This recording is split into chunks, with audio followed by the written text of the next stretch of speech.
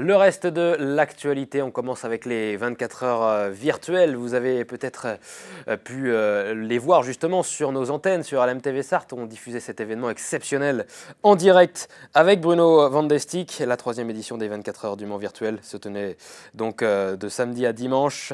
Et au terme d'une magnifique course remplie de suspense, c'est l'Oreca numéro 2 du team Redline qui s'est imposé avec une course vraiment incroyable, avec 6 voitures qui ont terminé dans le même tour pour vous dire. La grande star Max Verstappen, lui, a été contraint à l'abandon en début de matinée alors qu'il était en tête de la course. Notez que le Sartois Mathis Poulet termine 10e avec son équipier Romain Grosjean notamment. Il sera avec nous en direct dans quelques minutes. Restez bien avec nous pour revenir sur cette magnifique épreuve que vous avez pu suivre donc ce week-end sur LMTV Sarthe. De la course à pied également avec le cross-country et le championnat de la Sarthe qui était organisé de façon inédite au centre du Mans, proche de la gare, au parc du Gué de Maulny. Chez les hommes, on a vu une magnifique course avec quelques obstacles, vous l'avez vu, propres au cross-country justement. On s'approche de la fin de la saison avec en point d'orgue évidemment le Cross Ouest France dans quelques jours maintenant. Et chez les hommes, c'est Florian Lécault qui s'est imposé devant Thomas Drouot. J'ai cru apercevoir Thomas Drouot arriver au sprint pour la 2e place. Mais on va écouter d'abord Florian Lécault, le tout nouveau champion de la Sarthe de cross-country. Ça s'est bien passé, j'ai su mettre du rythme assez rapidement. Après j'ai mieux géré ma course comparé aux autres fois, donc c'est cool. Après ça allait pas à un gros rythme, je pense que tout le monde se regardait. Donc je suis content d'avoir mieux géré ma course pour aujourd'hui. Je l'avais quand même dans un coin de la tête de venir gagner ici. Après avec Antoine Exmelin, Thomas Drouot et Issa, ça fait quand même des beaux concurrents. Puis j'avais pas la confiance pour partir tout seul.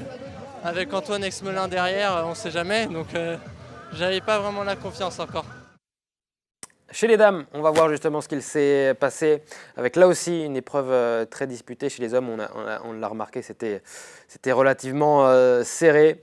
Et chez les dames, on a vu une belle bataille là aussi, mais une victoire en solitaire pour Louison Cureau, qui devient ainsi la nouvelle championne de la Sarthe de cross-country, donc avec cette épreuve inédite au parc du Gué de Maulny.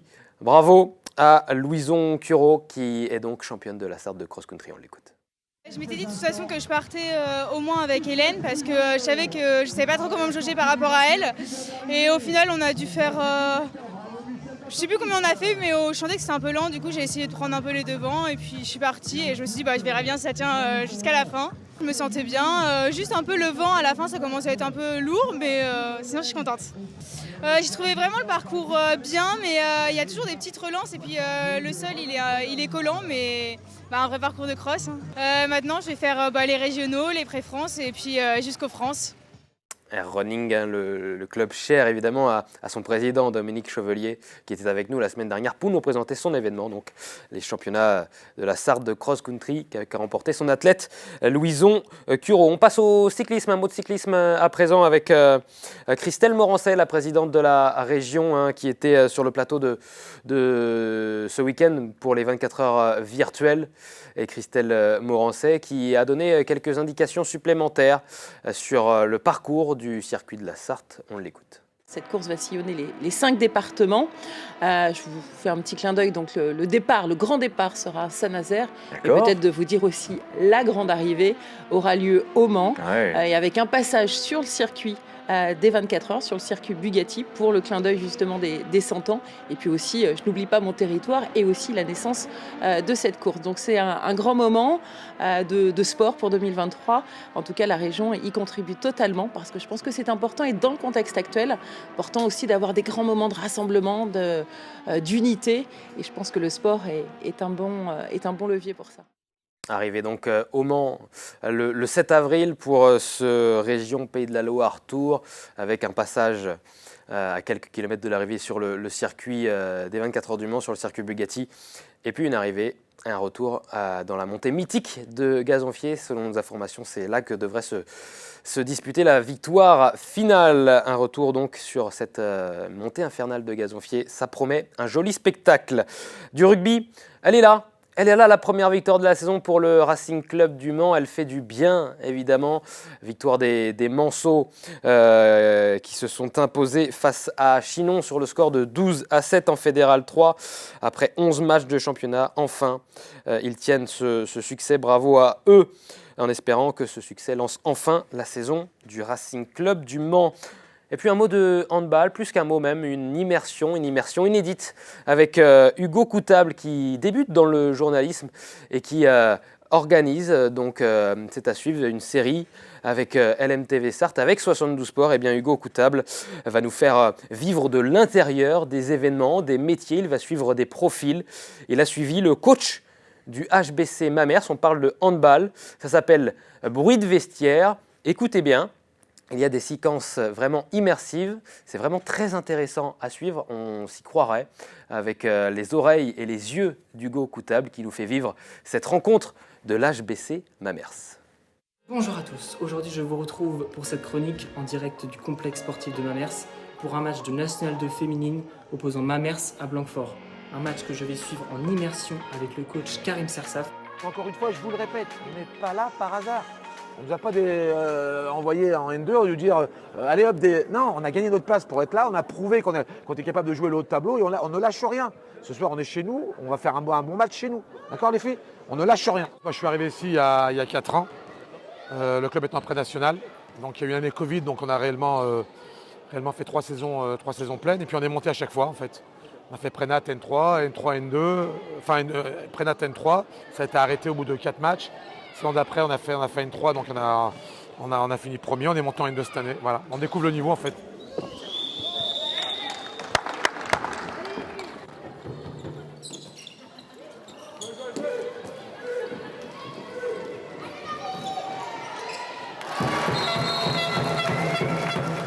On met devant, d'accord? 1-5. Allez, il n'y a pas de course intérieure. Il n'y a pas de course intérieure, les filles. Ça va démarrer. Regarde, hop. Jouez. Devant. Joe, t'es trop haut. T'es beaucoup trop haut. Reste à 9 mètres. Tu dois couper juste les courses intérieures et contrer. Tu ne te livres pas. Si tu te livres, Joe, tu te livres, automatiquement, elle est toute seule. En tant que numéro 3, vous avez vu la place qu'elle a à défendre? 3 mètres à gauche, 3 mètres à droite. D'accord? Donc on met un 3 haut, d'accord? 9 mètres. Priorité demi-centre, quand ça vient, on fait la faute. Et il n'y a pas de course intérieure. On est orienté côté ballon. Ça va aller tout seul. Et quand je vous dis de monter, on joue la balle, on ne joue pas la joueuse. Vous êtes capable de récupérer les ballons. À chaque fois, vous voulez prendre la joueuse. Je m'en fous de la joueuse. Ce qui m'intéresse, c'est la balle. Montez tous les ballons, d'accord? Elles sont cramées, donc il faut monter tous les ballons. Courez. Ok? Allez. Souffle. Allez. Attention, je veux perdre de balle.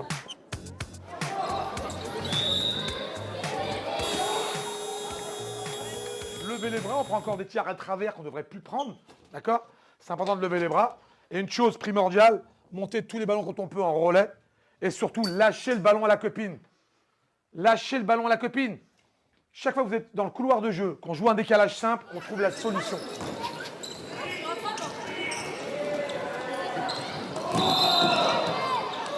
Calme, c'est bien, calme. Prenez le temps. Marine, on prend le temps. Excentre-toi côté touche.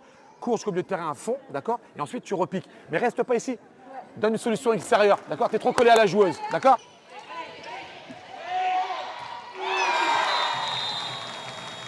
On n'a pas marqué énormément de buts ce soir, alors que d'habitude, on est plus près des 40 buts que des 20 buts. On sent qu'il n'y a plus la fraîcheur physique qu'on pouvait avoir en début de saison. On va travailler pour la retrouver au plus vite. Après, je peux être que satisfait de la victoire, c'est ce qu'il faut retenir aujourd'hui. S'il n'y avait plus rien à travailler, ça serait trop facile. Donc voilà. Mais on va s'atteler à tout ça et puis pour être encore meilleur la semaine prochaine.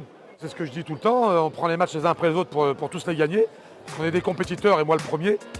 On va essayer de viser le podium. Si on finit dans le top 3, ça sera une excellente saison. Si on finit dans le top 5, ça sera une très très bonne saison. Bruit de vestiaire, vous l'avez vécu donc pour cette première. Bravo à Hugo Coutable donc pour la réalisation de ce joli reportage et qui sera à suivre sous forme de série, donc chaque lundi sur LMTV Sarthe dans 72 Sports. On essaiera de vous faire découvrir de nouveaux profils avec certaines fois des coachs, certaines fois des autres métiers du sport comme le métier de la communication autour des clubs sportifs, des athlètes. On essaiera de vous faire vivre un maximum de profils qui tournent autour du sport sartois évidemment, et cette série, elle promet. Je vous le dis, soyez au rendez-vous sur 72 Sports. On passe à la carte des sports, le programme des événements à suivre cette semaine et ce week-end en Sarthe.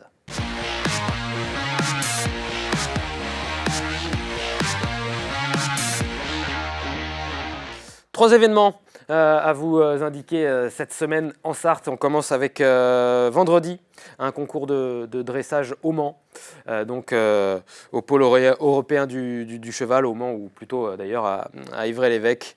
Donc un dressage pro-élite avec, il y aura des professionnels, il y aura également des amateurs et puis plein d'activités. Donc du 20 au 22 janvier, ça commence donc vendredi et c'est du côté du pôle européen du cheval, au Bullrich Jump, du côté d'Ivray-l'Évêque. Dimanche, il y a aussi le Cross Ouest France, évidemment, on en parlait il y a quelques instants, le Cross Country, et donc le très grand Cross Ouest France Pays de la Loire qui se tiendra donc à l'Arche de la Nature ce dimanche. N'hésitez pas à vous rendre sur place, là aussi c'est un événement à suivre assez important, avec même des écrans géants pour suivre au mieux cette course en direct. Vous pouvez vous rendre donc, c'est gratuit, du côté de l'Arche de la Nature ce week-end. Et puis le cyclocross de La Ferté-Bernard qui se déroule ce dimanche également. Ça aussi, ça promet un beau spectacle puisque c'est la finale de la Coupe régionale. Et je me dirige justement sur la grande table pour parler avec Romain Guillier de ce magnifique cyclocross qui va avoir lieu ce dimanche. Il promet, il va y avoir du sport, il va y avoir des bons compétiteurs. C'est la finale de la Coupe régionale, donc on devrait avoir les meilleurs crossman et même chez les jeunes régionaux. Et puis on va avoir aussi quelques bons athlètes aussi de la région Centre-Val de Loire, de la région Normandie, puisqu'il n'y a pas beaucoup de concurrence cyclocross dans ces régions-là. On va avoir notamment le champion de Normandie élite, qui a fait un top 15, je crois, ce week-end au Championnat de France. Donc voilà, un beau plateau qui est en train de se dessiner, les engagements sont en cours. Un beau plateau qui est en train de se dessiner pour dimanche. C'est une première, que ce soit la finale de la Coupe régionale, même si c'est la 6e édition de ce cyclocross à La Ferté-Bernard. C'est une grande première, un bel événement pour votre club du VSF sportif. Ouais, donc ça fait 5 ou 6 ans qu'on l'organise. On a essayé de faire quelques événements régulièrement. On a fait un championnat départemental, on a fait une manche régionale il y a quelques années. Et oui, l'événement monte un peu en puissance. On a un beau site pour faire une belle épreuve. Donc oui, clairement, on est content en tout cas de cette organisation. VSF cyclisme, j'ai dit sportif, c'est VSF cyclisme, évidemment. Yvonique Loger, on attend évidemment Yvonique Loger, le faire-toi, licencié justement dans ce club du VSF cyclisme, qui revient des championnats de France avec un joli top 30. Oui, je pense qu'on forme à son niveau. Alors, je pense qu'il veut toujours faire mieux, c'est un compétiteur, mais je pense que ça correspond à son niveau. Il a été régulier aussi en Coupe de France, donc c'est lui qui a dessiné le parcours en partie, donc il est chez lui. Il est tenant de la Coupe régionale, il faut rappeler qu'il a gagné la Coupe régionale sur 4 épreuves, donc il a été régulier tout l'hiver dernier. Donc là, il aborde la finale à domicile en leader, donc je pense qu'il aura envie de briller devant son public et devant tout le public sartois. Ouais, il y a de quoi faire. On voit justement ces images d'illustration sur ce cyclocross.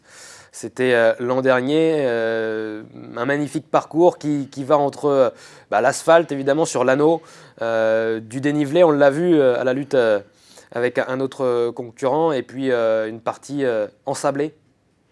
C'est ça qu'on a tous les éléments du cyclocross, il est vraiment technique ce cyclocross. Avec la base de loisirs, on a de quoi faire. On a l'anneau cycliste, qui est un très beau site pour faire l'arrivée sur route. On a la plage avec des parties ensablées. On a les planches, évidemment. On a des dévers sur la butte de BMX. Et cette année, on a repoussé le parcours, pour ceux qui connaissent, jusqu'à la butte près du McDonald's. Ça permet d'étirer un peu le parcours et d'avoir une deuxième butte avec des dévers. On a effectivement des dévers, on a tous les ingrédients d'un cyclocross qui commence à être réputé, qui est assez technique qui est très technique. Ouais.